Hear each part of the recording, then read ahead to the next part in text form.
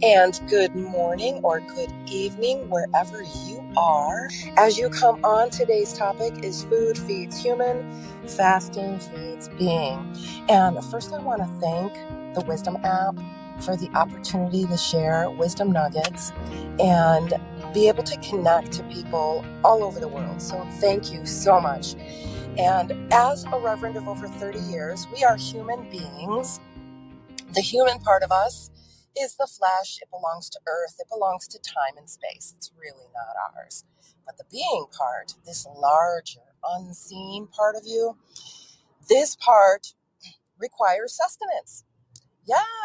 Can you believe it? And what we feed our human does have an effect on how our being is able to fill its energy reserves, so to speak. So you know what it feels like to be so exhausted that you just can't think clearly. So there is a process, and it's been documented for thousands of years, and that is fasting. And when I speak with clients about fasting, sometimes the first time I say the word, especially, if we're in a 3D environment and we can actually reach out and hug each other, I'm noticing their body signals. So when I mention fasting, I can feel their body withdraw, revert, contract, step away from. No, that's not for me. So there is a fear. There is a true fear. And I'd love to tell you about my story and the shift that I was able to make intermittent fasting a lifestyle, because my human needs some sustenance, and it needs the right sustenance. I can't just buy off the shelf something that has ingredients that has 2% of this, maybe, natural flavorings and yada yada.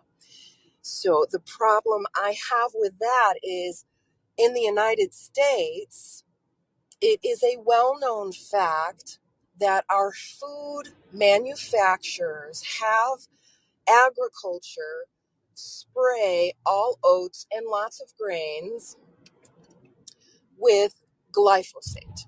And this is a drying process, and the FDA allows them to use a certain amount and call it a flavor enhancer. So if I'm eating this and my body's having reactions, and I have a client come back from Europe saying, "Oh my gosh, I was able to eat bread and I was able to eat this stuff, no problem."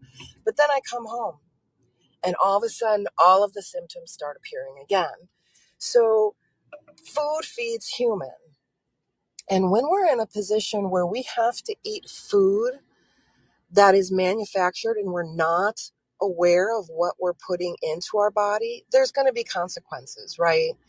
Unknown, what's the word? You're innocent. You didn't know is not an excuse for the consequences of ingesting an ingredient such as glyphosate. So when we feed our human, we have to look at what our human is comprised of. It's not comprised of monosodium glutamate. It's not comprised of some of these food ingredients that we put into our body. If we look at what our body is made up of, it's made up of all of the same materials the earth is. The trees are, the plants are, other animals are. So if we look at that and we replace what is used that needs to be there, so number one is going to be water with same thing plants need, potassium, magnesium, right? So we need fertilizer. That's the basics, right? Sodiums, potassiums, basically what they give you in an IV or what's called snake juice. And so I make my own snake juice because everything you buy on the market has some kind of ingredient added to it that will break my fast. So I make my own. And here's the thing. Going through this process of allowing your body, your human being, to intermittently go through feeding the human and then feeding the being. So we have a 24-hour cycle, and it can become very spiritual if that's where you are, or it can become a habit you create to create inner space and inner peace. And as you're going through your 24-hour cycle, 8 hours of that cycle is a window to feed your human. So I actually have a 4 or 5 hour cycle, but I started with an 8 hour cycle, and I'll share with you some of the stuff I learned over the years of doing this. But I have the mindset of, okay, it's time to feed my human, and I feed my human during the times of, let's say, 2 to 7 p.m. That's when I'm flexible with that. And you must be flexible because life changes, so you need to be able to change. And this is a lifestyle. And then 16 of those hours, I'm quote unquote feeding my being. That means my body is processing the calories and nutrients that I ate, and I'm allowing it to go through autophage. There's different ways of pronouncing that, but this is when the body does its own natural cleaning house cycle, if you will. And over the years, if you look in the Bible, they talk about 1 day a week of fasting. So for me, that looks like a 36-hour fast. So if you want to connect more spiritually to feed your being for a 36-hour, and obviously, here's the caveat. I'm not a doctor. If you have medical issues, you can't do this. You got to talk to a doctor because you have to take food with your medication. There's all kinds of rules. You can mess things up. So, listen to yourself. Do what works for you. This is what's most important. But what I'm sharing, what works for me and how I got here, took time and healing, because I was diagnosed with cancer, a very fast spreading form of deadly cancer, in 2001. And I said no to chemotherapy and radiation and all the other stuff they wanted to do to me. I said no to that. And the doctor I could feel his fury rise to the crown of his head. And he said, pretty much, what are you, nuts? You'll be dead in 2 years. So here's what I was faced with. There was a voice inside. It was my being saying to me, my human. It was the first time really hearing my being. I mean, I've studied the Bible since, before puberty, and I understood Christ and Christ consciousness, but I had never experienced it until that moment when I was face to face with death in 24 months. And I heard this tiny little voice as the doctor's going on and on and on about injecting me with radioactive dye to remove how many lymph nodes to determine if I'm going to get chemotherapy with my radiation. And that tiny little voice that said, that's not for you. And here's the thing. I had no idea what was, but I did have some knowledge, and I opened myself up to prayer and possibility. And I began to recognize that science is now finding that during the fasting process, there's all kinds of healing that's going on, including healing of the nervous system. And then what comes up, here's what you're going to find, especially if you're on SAD, capital S, capital A, capital D, SAD. That stands for the Standard American Diet. So if you're on SAD, they have you getting up at 6:37 in the morning, having breakfast, and then having dinner at 6 p.m., 7 p.m., maybe even later. So you're eating And feeding of the human window is open 12 plus hours, right? And then your feeding of the being is only 12 hours. And we never get to the state of autophagy, of internal cleansing on a cellular level and releasing of those chemicals, toxins, just cleaning house. I mean, you got to clean your house, then you have to clean your house, the house that your being is housed in, right? And what a precious gift. And this mindset completely changed my mindset because the world tells me, and back in the 80s, I was in the modeling industry, and they would tell me that I had to lose weight, I had to look a certain way, I didn't look this way, therefore I wasn't good enough. So I had a lot of mindset to overcome when I started applying this feeding the human, fasting the being. And today you can look up the benefits of intermittent fasting, and there's all kinds of scientific information out there. I highly suggest you do your own research, but this is coming from a spiritual perspective. So if I look at my day in thirds by 8 hours, my average day, my feeding of my human window is 8 hours, and my feeding of my being window is 16 of those hours. Start there. And what you'll begin to notice is all of the programming, beliefs, ideas, and mindsets that you've ever had will start to come to the surface. And this is why it's a wonderful lifestyle.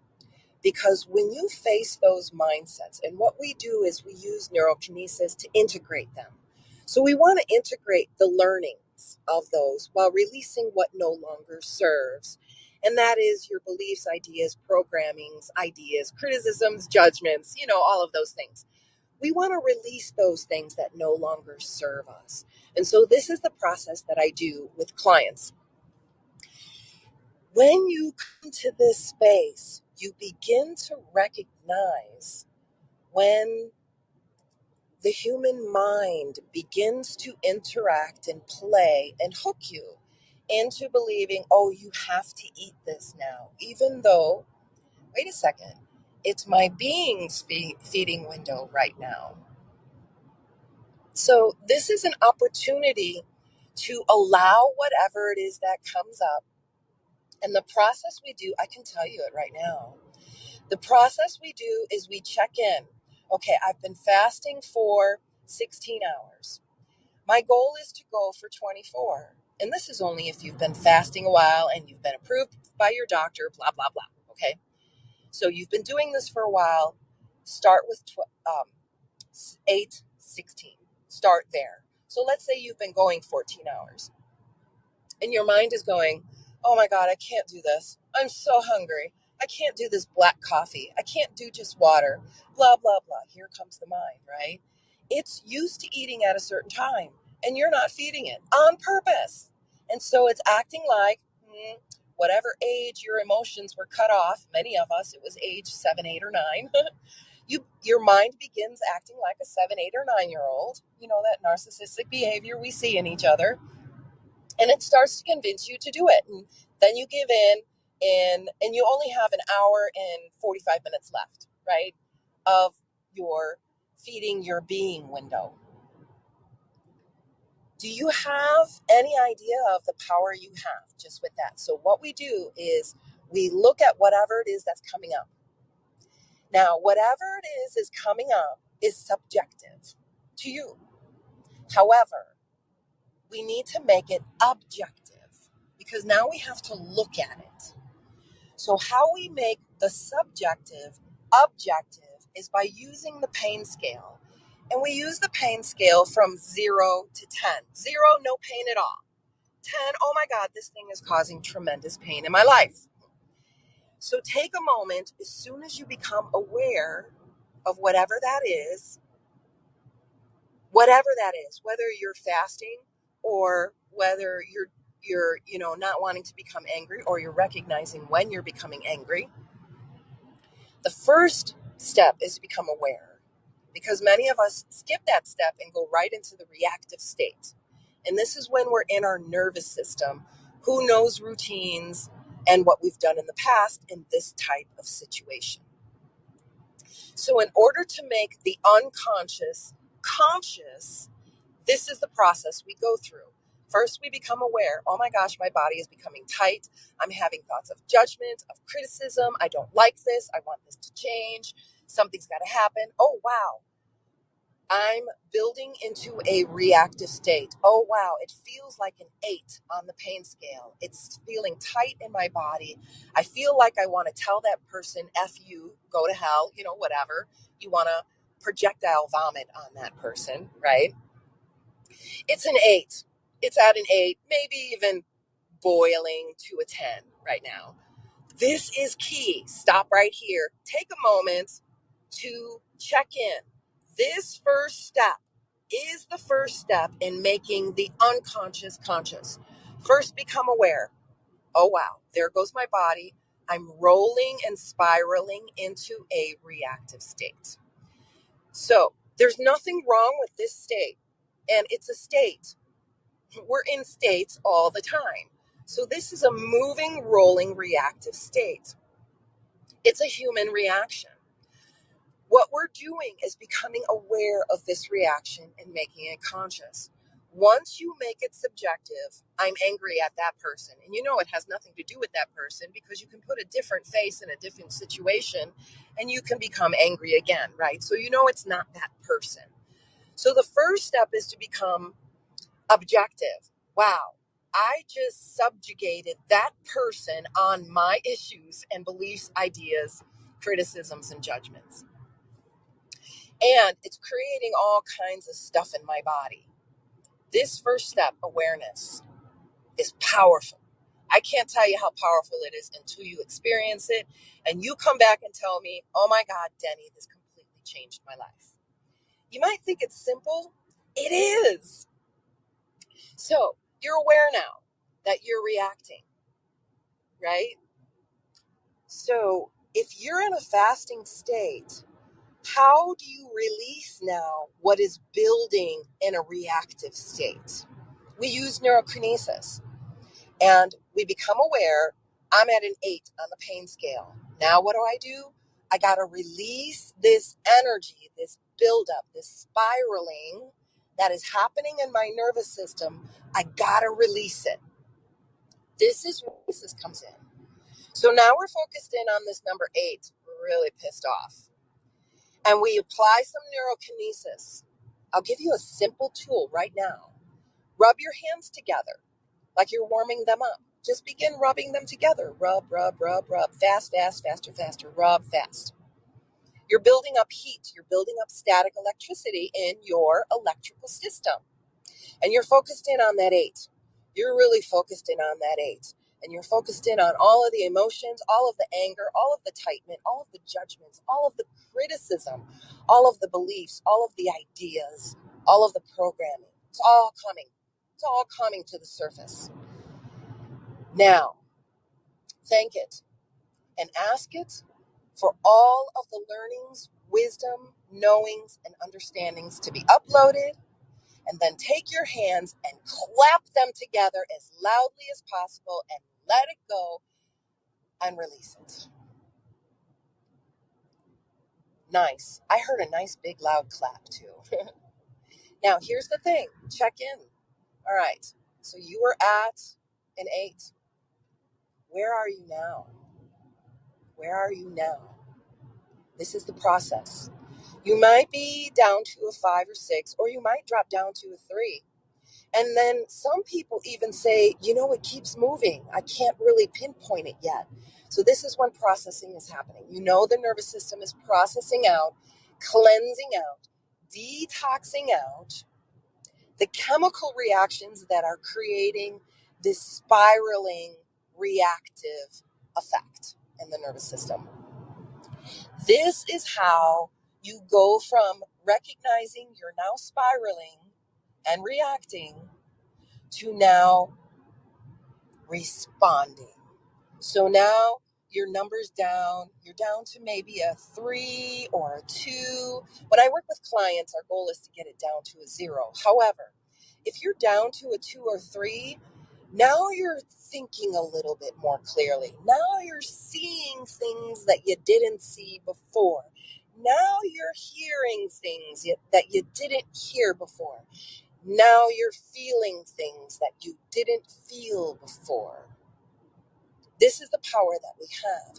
And then once we make this shift and we're able to feed our human the nutrients it needs, and it's not blown up from all of the chemicals that we have in our body, and it's not trying to protect itself by increasing the water so that all these chemicals don't start breaking down one organ at a time. You know, if you look and see what diabetes does, not only to our organ, but to our brain and our nervous system.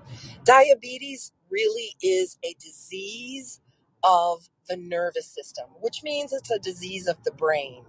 And so these symptoms that we have of Alzheimer's and dementia and that kind of stuff is pretty much a latter long-term result of chronic inflammation due to symptoms of diabetes. And this is known. You can look this up on pretty much any medical research site. And this inflammation is shown by our puffiness, our weight gain. And if you look at our population here in the United States, it's horrifically sad and so preventable. However, the greedy corporate companies are going to get every single fat dollar out of you because it's cheaper to buy the toxic stuff than it is to buy an apple, an organic apple. It's so much more available and widespread and cheap for the toxic stuff.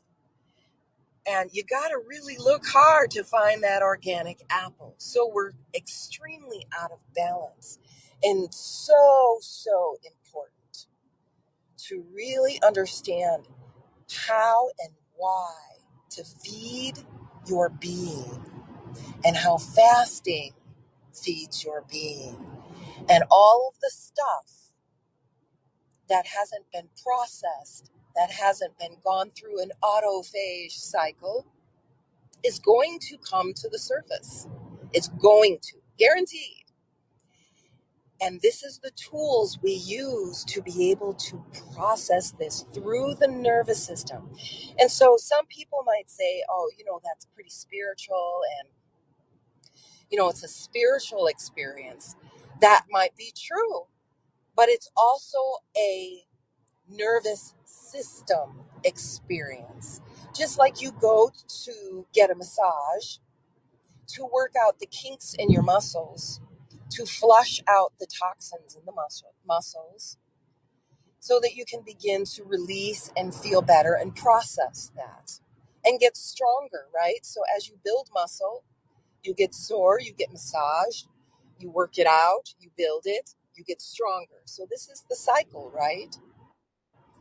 This cycle, this nervous system cycle is no different. This is why we have a training program. We train your nervous system how to do this. This is the work we do.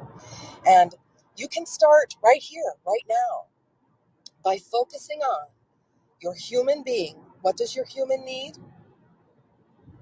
Give it a feeding window. Give it exactly what it needs. And really, the human doesn't need very much at all. It really does not need very much at all. And as you make this shift, it becomes very crystal clear that marketing knows how to manipulate us. That becomes clear. That is one of the wonderful blessings that many of myself included and my clients have learned and seen clearly through what is happening with what we're being told we need. And really, the human does not need. When you give the human body what it needs, it really is invincible. And the pharmaceutical companies are hiding or patenting natural things that our body needs in order to give it what it needs, right? So they take these things out of our food, and they know they do these things. However, we know that the closer we eat to nature, the more it's going to supply our body what it needs. And if we give our body, our human, what it needs during its window, and then give the being what it needs, which is just water, or some intermittent fasting. There's all kinds of programs out there. I suggest you begin your research if this piqued your interest, as a way to really connecting to your spiritual side, or allowing your nervous system to process everything your human has ingested, whether it be through the eyes, through the ears, through the mouth, through the skin, and allow that to process so that your electrical system is at a full tank. You have a full battery. And I can always feel when somebody comes into my electrical energy, and it doesn't matter where you are on the planet, I can feel where their batteries are at. I can feel it right away. They don't have to say any words. Once permission is given to connect on an energetic level, I feel it right away. And there are some right now, oh my, there are some right now giving permission to connect and say, yes, this is what my being is screaming for. Yes, yes. So my routine is I usually wake up around 5 in the morning. um, and I start with my snake juice, which is, you can look that up. I can give you a recipe for it, or you can look up what they put in an IV so that my body gets the electrolytes without all the chemicals. And I do love black coffee, but I do have to tell you, I was one of those people who said I would never drink black coffee. And here's how I got drinking black coffee. I'm a huge fan of Star Trek and a huge fan of Captain Janeway, captain of the Starship Voyager. And she drinks black coffee, and her motto is, do it. So I get my Captain Janeway on because when I'm fasting, that's when I get a lot of stuff done, right? So now I'm getting my Janeway on. I'm drinking just sips, not a lot. I get this tiny little 6-ounce mug, little mug, and it's silver futuristic. It's my little Captain Janeway mug.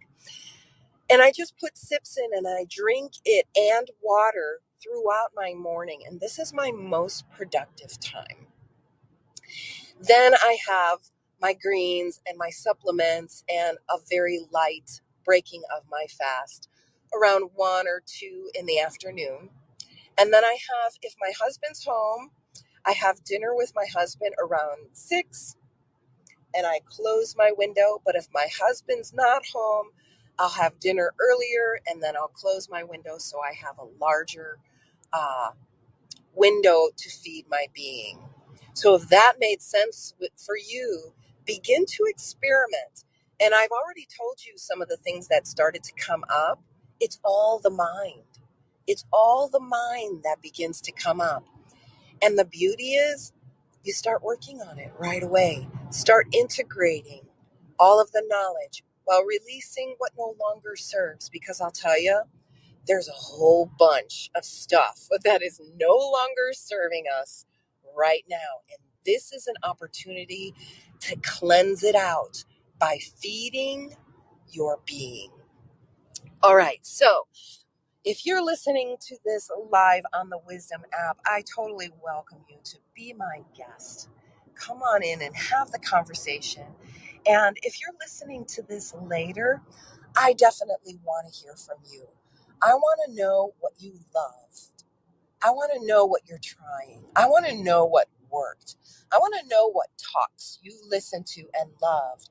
And I want to know what you want to hear more of.